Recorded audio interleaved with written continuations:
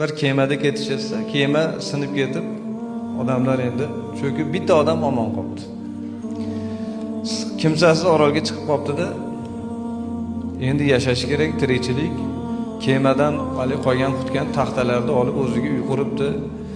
Baliq tutib yeyishni boshlabdi.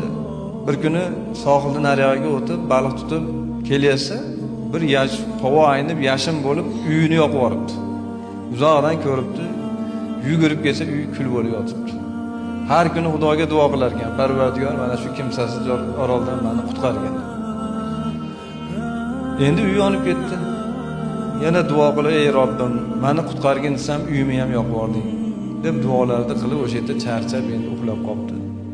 Odamlarda ovozi uyg'otibdi. Uyg'onsa odamlar turibdi. Sizlar qayerdan keldilaring dedi. Biz batdan tijoratga shu yerdan doim o'tamiz. Hech kimsasiz orol edi bat. Qarasak tutun chiqyapti. Bir gap bor shekilli deb keldik. Uyini Alloh nimaga yoqib yubordi? Buni qutqarish uchun. Sizga bitta sinov kelgan bo'lsa, siz jahannamdan qutulish uchun balkim Alloh sinov berar ekandir. Mo'minlarga albatta sinov foydasiga keladi.